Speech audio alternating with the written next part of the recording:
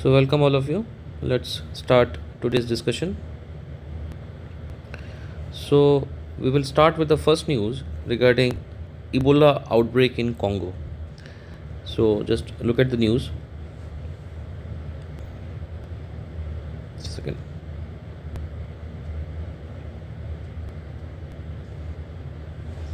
So, the Congo Ebola outbreak, the ongoing Ebola outbreak in Congo is on track to surpass the deadliest one in history that killed over 11,000 people out of more than 28,000 cases. So, first of all, where is Congo? So, Congo is in African continent, is in African continent. So, there are two Congos. One is Republic of Congo. One is Democratic Republic of Congo. So, which disease we are talking about here? We are talking about the disease of Ebola. And who has said that it is the worst outbreak? A body called WHO. WHO stands for World Health Organization. World Health Organization. It is a body under UN which is basically responsible for curtailing these pandemics. So at its current peak, it's on track to eclipse the West African Ebola outbreak of 2014 to 2016. So Ebola is a recurring disease. It happens because of Ebola virus, and the WHO says that this year's Ebola in Congo, it is the worst of all. So we have seen the statistics, almost 11,000 people died out of the 28,000 cases. So the mortality rate, you can see, it's almost around 40%. It is even worse than the COVID-19 virus. Okay, so last time when Ebola happened during 2014 to 2016, it is worse than that. The outbreak horrified the world and jolted efforts to develop a vaccine. The outbreak in eastern Congo, considered the fastest growing in history, has killed over 2,000 people out of more than 4,300 cases. So in eastern Congo, the mortality rate is even around 50%, which is way too high for any virus. The outbreak was declared on 15 May, but health authorities now say sequencing showed it began months earlier in February. It is unlike most previous Ebola outbreaks because the rate Bundibugyo virus responsible for it has no approved vaccine or treatments, though efforts to address that are underway. So, which virus causes this Ebola disease? It is caused by a virus called Bundibugyo. It's a very typical name, Bundibugyo virus. This is the virus which is responsible for Ebola outbreak this time. Okay, and there is no vaccine for it. However, efforts are being made to develop a vaccine as soon as possible, and because of lack of vaccine, we see this much high mortality rate. Experts say that this outbreak is moving faster than efforts to track and manage it in a remote part of eastern Congo facing ongoing conflict near the borders with South Sudan, Uganda, and Rwanda. So, the country Congo, it shares border with countries like South Sudan, Uganda, and Rwanda. So, because of ongoing conflict, the civil wars are going on in that part of Congo, the eastern Congo. Because of that, it is difficult to basically do rescue effort or provide any kind of relief to the victims of this Ebola virus. Most of the new cases and deaths are still being reported in communities outside the reach of health workers in a region of poor infrastructure and ill equipped health centers. So basically, the areas of Congo where rescue efforts can be done or health workers can reach, there the mortality rate is less. But the areas of Congo which are basically suffering with internal conflicts because of the neighboring countries like Rwanda or Uganda or South Sudan, there the basically reach of world or health worker is less, and the mortality rate is higher in that part of the country. Some health workers have gone on strike over lack of pay. Misinformation about the virus continues to circulate in communities where some are wary of outsiders. So even the health workers, they are complaining that they are not receiving their salaries on time, and also misinformation is going on around the this Bundibugyo virus or Ebola outbreak. Because of that, the health workers from outside, the local people are boycotting them. They are scared of them because of the misinformation. So this is the news regarding the ongoing Ebola outbreak in the Congo country of African continent as per WHO. Let's move to the next news. So the next news we can read it from the culture perspective is regarding that Sarnath was included in the UNESCO World Heritage List. Now, why is Sarnath famous? See, Sarnath is famous because Gautam Buddha, Lord Buddha, he gave his first sermon after he achieved enlightenment in Sarnath only. So, where is Sarnath? Sarnath is in Uttar Pradesh. Sarnath is in Uttar Pradesh. So, Sarnath has been now included in UNESCO's World Heritage List. So, after it has been included in UNESCO's World Heritage List, the Uttar Pradesh government has put in place a plan to use the coveted recognition to promote a wider Buddhist circuit covering 6 sites associated with the life and teachings of Buddha. They are Sarnath, Kushinagar, Shravasti, Kapilvastu, Kaushambi, and Sankisa. So, after Sarnath basically received the World Heritage tag from UNESCO, it means now that it will become a brand, international brand. So the government of Uttar Pradesh, they are trying to utilize this branding of Sarnath to promote other areas or other locations which are associated with the life of Lord Buddha. The decision to inscribe Sarnath on the list was taken during the 48th session of UNESCO World Heritage Committee from July 19 to 29 in Busan, Korea. So when was Sarnath included in the list of World Heritage list?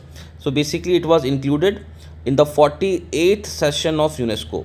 Where was it held? It was held in Busan, Korea from July 19 to 29.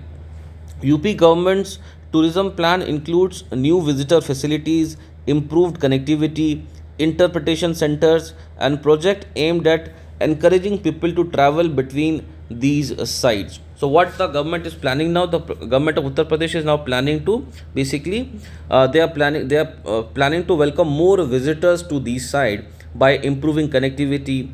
So we know that majority of the followers of Lord Buddha, they are from non-English speaking countries. So they are planning to develop interpretation centers and basically to increase the travel of people between these two sites.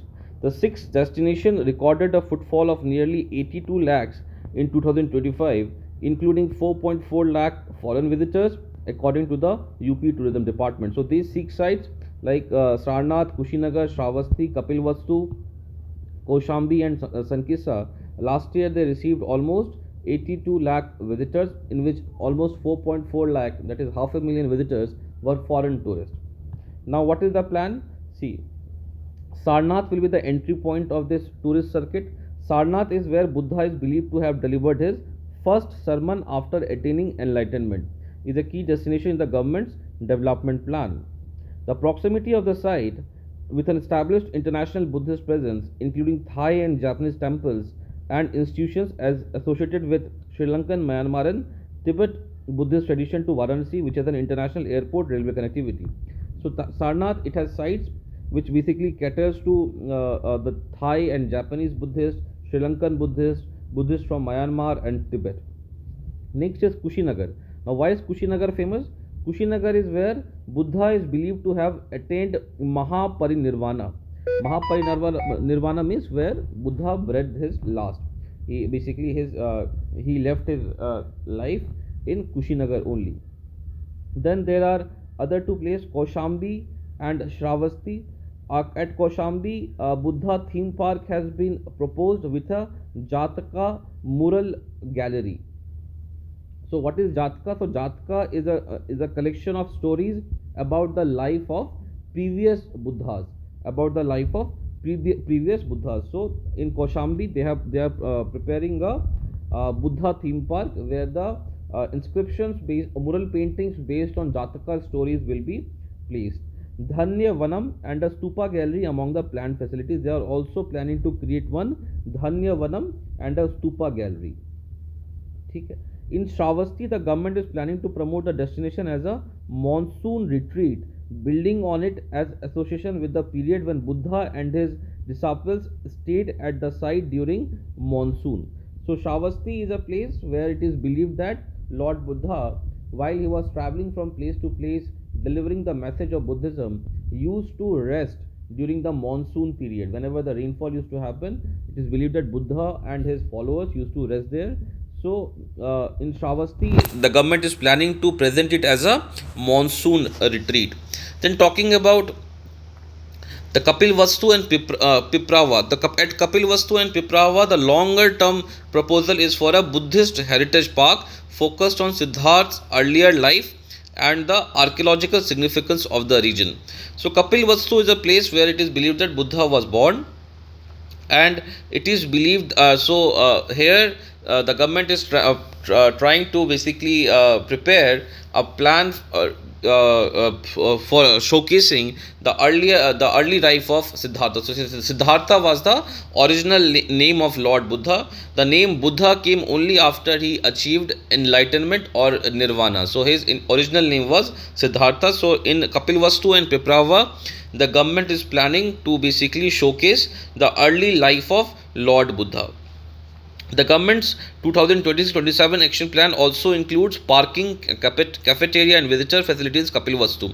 The state also plans to strengthen the destination's tourism link with Lumbini in Nepal, located across the India-Nepal border. So Lumbini forest where Gautam Buddha was born, but it is in Nepal.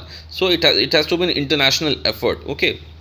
The official said the state has been promoting the Buddhist circuit in international market through travel, trade event, familiarization visit and participation in tourism fairs including WTM London, ITB Berlin, FITUR Madrid and Tourism Expo in Japan. So you have to know about these places which are associated with the life of Lord Buddha, where he was born, where he was he breathed his last, the Mahaparinirvana, where he achieved enlightenment. That place is in Bihar.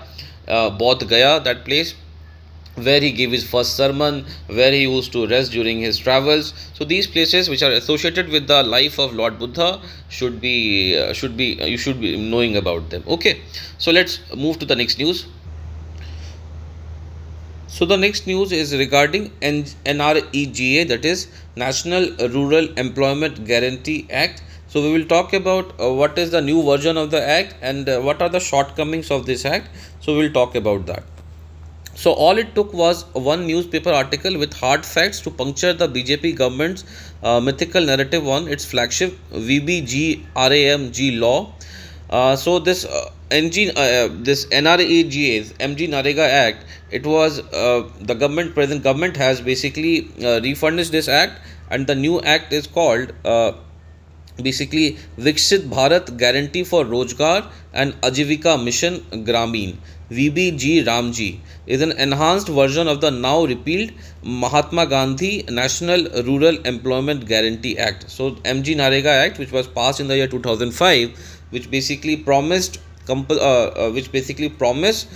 jobs to people who live in rural areas, has now been rebranded as Viksit Bharat Guarantee for Rojgar and Ajivika Mission Gramin, VBG Ramji. Okay, it claims an increase in the days of guaranteed work, universal rollout across rural India, and the highest ever monetary allocation by the centre, complemented by an additional 40% allocation secured from the state. So what is the change from the old act to the new act? So basically the new act, it claims an basically increase in the days of guaranteed work. So in the older act there were 100 days of guaranteed work. If you don't have any employment for at least 100 days, the government will give you guarantee work, and if the government fails to provide you employment, monetary compensation shall be provided in return. So now this new act, it promises an enhanced number of basically guaranteed number of work days. Okay, and then it also talks that government allocation of monetary allocation by the government, it says it will be more than MG Narega by the central government, plus there will be 40% extra allocation by the states also. It would be natural to assume that workers are flocking to work sites to claim their 125 days of work. So so now from 100 it has been increased to 125 days. From 100 it has been increased to 125 days. So let's see what is the assessment of that. In the first month of VVG Ramji's implementation, the government's own statistics show a sharp decline in work being provided, almost 50% less than the same period last year. The number of households reporting for work has also reduced by 50%.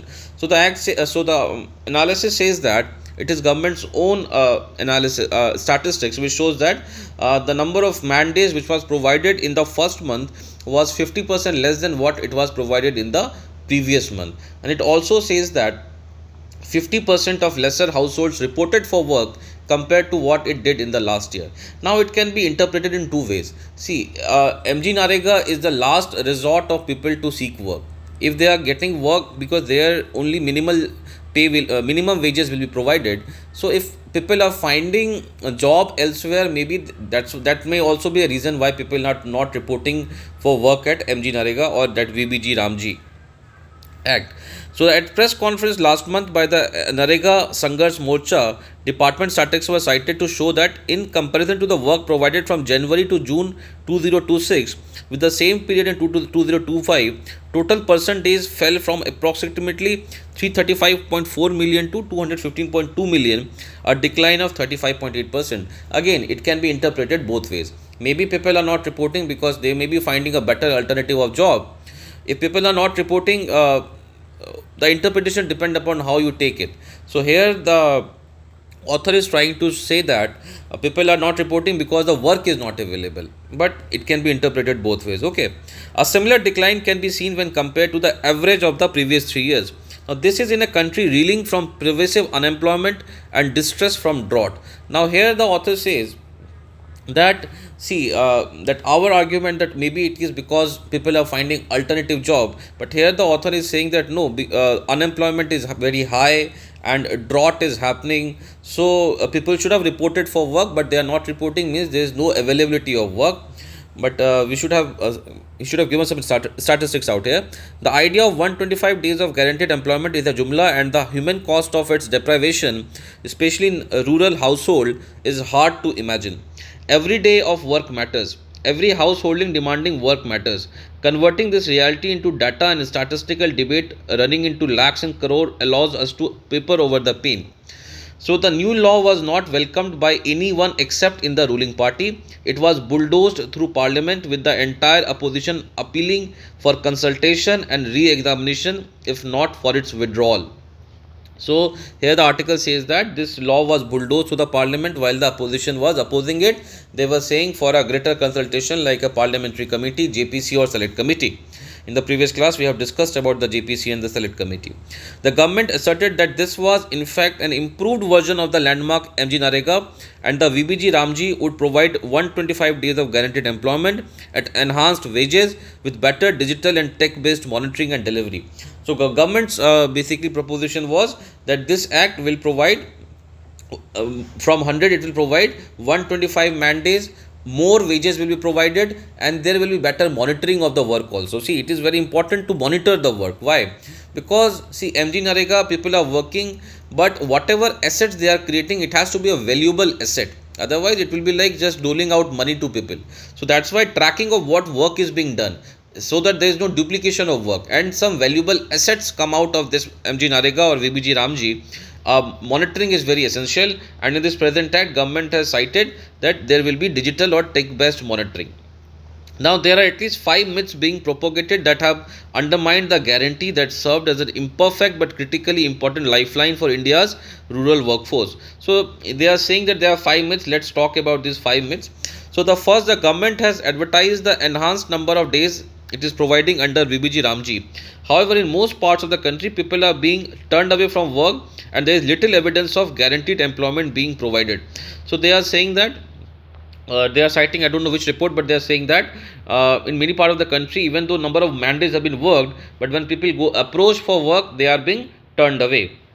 The centre has cleverly passed a law making it obligatory for the state government to guarantee 125 days of work without making provisions for the resources needed to service this guarantee. So the article says that central government has passed this law, but they have put the obligation over the state government to provide the guaranteed number of man days of guaranteed work. Second, the centre has asserted that it has made the largest allocation of 95,000 crore this year, along with mandatory allocation of 40% by the states. The available resources would be a total of 1,55,000 crore. So, as per the government statistics, the available money for this VBG Ramji Act should be 1,55,000 crore. If work is not provided in the first place and the state is not incentivized to run the program, then whatever the notional allocation, it will be only on paper. So, the article says that even though the allocation of money is very high, but if the work is not provided, this money will not be utilized. Okay, the objective of this notional allocation with complex and untenable cost sharing arrangement is that center will have succeeded in creating an impression that it is either the state or the people who don't want the program. So they are saying that the fact that center has put responsibility over the state, maybe as per the article, state is shying away from its responsibility. They will have to give more incentive to the states to provide the work days. Third, the center has recently notified a floor level wage of 300 per day. This remains below the minimum wage in most states and is far below the BJP appointed Satpathy committee's recommendation of 375 per day at June 2018 price. So here the number of basically the number of so the minimum wage which is being provided at MG Narega is rupees 300 per day, and the article says it is below the minimum wage which the Satpathy committee, which this government has appointed. The minimum wage recommended by the Satpathy committee was 375 rupees per day. Fourth, the tech-driven VBG Ramji implementation system has caused immense exclusion and pain for workers across India. eKYC requirements have led to crores of job cards being deleted, which might explain in part why the number of households coming to work has dropped so dramatically. So earlier there was in the MG Narega Act, there were basically criticism of the act was there were many ghost beneficiaries. Basically, people, there were ghost beneficiaries, means people were not actually working but money was given in their name, or maybe the money was being siphoned off. So now government has said that everyone who is applying for job under VBG Ramji, they will have to do their eKYC either through Aadhaar or something like that. But as per the article, it is difficult for many people to do eKYC. That's why they are not reporting for work. Okay, but this can be again understood in both ways. Maybe the ghost beneficiaries are being eliminated. That can be a good thing also. The NMMS facial recognition app, where workers' photo have to be matched twice a day, cause subsequent exclusion even for those who do manage to find a work to get work. So there is a facial recognition app NMMS, which as per that. See, just like we when we report for work, we have to do a biometric attendance, and when we leave the work, we have to do a biometric attendance. Such kind of system has been basically created for the Narega workers. Now again, it can be both a pros and cons, but a better implementation of this needs to be done so that the genuine beneficiaries should not be excluded. Finally, by mandating 40% contribution by states to VBG Ramji, the government claims to have ushered in a new era of cooperative federalism. So what is cooperative federalism? Where states and center cooperate with each other. This is called cooperative federalism. So where thereby in this particular VBG Ramji Act, government has asked the states also to contribute 40%. 40% of the contribution has to be made by the states. So the government was claiming that it will lead to cooperative federalism between center and the state. In fact, without consulting the states, the funding mechanism imposed under the VBG Ramji is a violation of Article 258 of the Constitution, a safeguard that requires centers to pay for the financial burden that may have to be borne by the state for the implementation of central law. So the article claims that the this burden which was put over the states to basically pay for the 40% allocation, it was done without consulting the state, and it is violation of Article 258 of the Constitution. The opposition seems to have also absolved itself of its moral obligation to stand with the working poor and has done woefully little. The states have not legally challenged the VBG Ramji, nor have they tried to enact an alternative guarantee for the workers in their state. All this while India's most vulnerable workers, most of whom are women, are paying the price and losing even this imperfect but critically important lifeline to the right of work. So see, these are the criticism which have been labeled in this article. Again, it can be understood both ways, either pro or cons, both ways. So see, there are issues with the law, but the whatever provisions have been made, they are good, but they are proper implementation like eKYC or facial recognition. These are good provisions to eliminate ghost beneficiaries, but their implementation should be proper, and it should be made sure that the genuine beneficiaries are not basically eliminated from getting work. Okay. Now let's move to next article, which is very important. It is about the higher education. Article says higher education faces three challenges. So let's look at them. What are the challenges? So, why do Indian institutions not feature among the world's top universities in major global ranking? Why have universities in China, Singapore, and Hong Kong climbed to the top in these lists, even though only a few decades ago they were on par with India? So, it raises the question that Indian universities, they don't fare very well in international rankings. I think IIT Bombay is at the top. That is also at 125th rank. This is not a very good scenario. While our contemporaries like China, Singapore, and Hong Kong, they were very much near to us or at par with us just decades ago. But now they have climbed the ladder and they are basically they are in the top 10 or top 20 list. So there is a considerable discussion about the poor state of our higher education system as well as the low employability of many college graduates. So the employability, matlab the job, what is how much employment a graduate from a college can get. So the employability is very less of Indian universities. The usual explanation: inadequate funding, excessive regulation, poor infrastructure, and flawed policies. Now, these factors do not fully explain the problem. Indians in and outside of India have demonstrated world class capability in science, technology, medicine, entrepreneurship, and research. See, Indians when they read, they when they go outside, the same Indians they are able to basically showcase exceptional capabilities in the field of science, technology, medicine, entrepreneurship, and research. So our challenge is not a lack of talent or nor simply resources. The real barriers, in my view, lies deeper. So what are the challenges as per the author? So the author is he's the VC of Vice Chancellor of Banaras Hindu University and Director of IIT Gandhinagar also. So just understand his view. The first is whether we consistently place merit, integrity, fairness, and the long term interest of institutions above other consideration. In too many cases, appointments, promotions, and admissions are swayed by factors that should have no place in decision making. We cannot appoint favorites regardless of merit to responsible positions and expect good results. Students can sense favoritism and dishonesty, and they learn not only from what we teach but also from how we conduct ourselves. So the author is saying that appointment at the key positions of universities like professors, faculty members, or directors, etc., it should be based on merit and not based on favoritism. So if those who are not capable or those who are though are not qualified enough to be appointed at those posts, if they are appointed, so the students will get a bad feeling and they will also try to inculcate the same behavior in their life also. We must ensure that we are solving the right problem in the right way. Universities are neither government departments nor corporate office. They are unique learning communities and therefore require distinct governance models. So he says that the author says that the universities they require a different governance model. They are not like government department or private sector corporate companies. They are a different entity altogether. So their governance also has to be different. Misunderstanding the nature of universities can lead to a well-intentioned policies that are ultimately counterproductive. For instance, faculty members at many of our public universities are appointed on a one-year probation basis. 1 year is inadequate to assess a candidate's suitability. So the author says that faculty in many of the universities they are appointed on 1 year probation, and if within 1 year they are not able to perform well, they are basically eliminated or they are basically removed. So the author says that 1 year is not suitable for to judge the capability of basically an academician. It may be good in government setup or maybe in corporate setup, but not in universities. Universities cannot develop responsible adults if they treat students as children. Institutions cannot be expected to excel if they are denied autonomy while being held accountable for outcomes.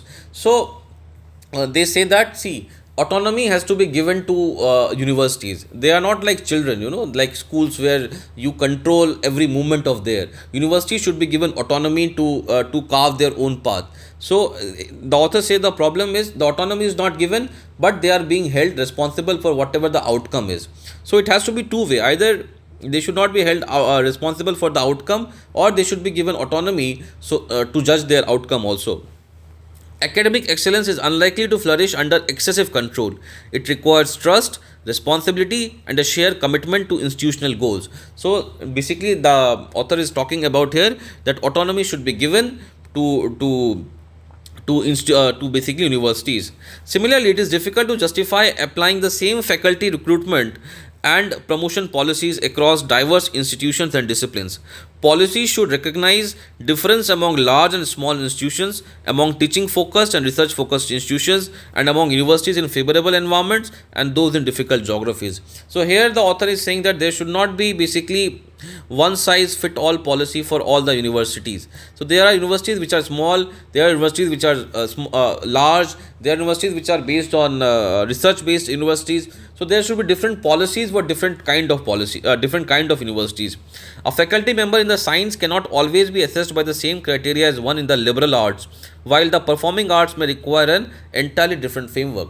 So different faculties, those who are teaching science, those who are teaching technology, those who are teaching arts, they need to be judged, or basically they need to be basically ranked on different parameters as per the author. If universities are to nurture excellence, their governance system must recognize the distinctive nature of academic work, institutional context, disciplinary cultures, and local realities. So that again, it talks about that different universities have different realities, and they should be judged according to that. Even with the best intentions, we still face the challenge of ensuring effective execution. Building great academic institutions require capable leaders, robust process, and continuous learning, and the humility to learn from mistakes. So it talks about that people who are capable to lead the institutions, they should only be appointed at the top post, not based on favoritism or based on some allegiance or some alliance. People should not be appointed on that basis. Merit should only be the criteria. A culture driven by fear of failure discourages initiative. A culture that learns from failure fosters innovation and experimentation. So it has been found that if we fail, we are being punished, and if that comes, there is a fear of failure in the mind of people, and that basically curtails innovation. We will be scared of for going for innovation, because we know that if we fail, a punishment is waiting for us. So that culture of fear should be basically abolished as per the author. Good ideas do not implement themselves. Leaders need the knowledge, skills, confidence, and institutional support to translate sound ideas into effective practice. See, ideas can come, but their practical implementation is very necessary, and that can only happen with good leaders. And good leaders only can come when they are appointed on the basis of merit. Higher education cannot improve through isolated islands of excellence. Weak institutions tend to pull down stronger ones, partly because the policies are often designed to address the weakest institution and then imposed uniformly across the system, and partly because faculty, non teaching staffs, and students move across the system. So, they are saying that no, just by developing one IIT or one IIM, you cannot expect that the entire education system of India will develop. We will have to develop the weakest institutions, because often the policies which are made by the government, it is to cater to the weakest institution, and if the weakest institutions are not developed, it will bring down the institutions which are more capable, like IITs or IIMs also. We need to take a serious look at how we govern and support our higher education institution. So funding, infrastructure, and regulation matter, but they will not be sufficient unless we also address deeper challenges of intention, concept, and execution. So funding, infrastructure, it can, of course, these are material for a good institution, but we also required how how policies are implemented, how leaders are appointed, how professors are appointed, and what is the basically the entire environment of the institution. Everything matters for a good academic institution. This is again a very important article. So that's all for today. Thank you very much.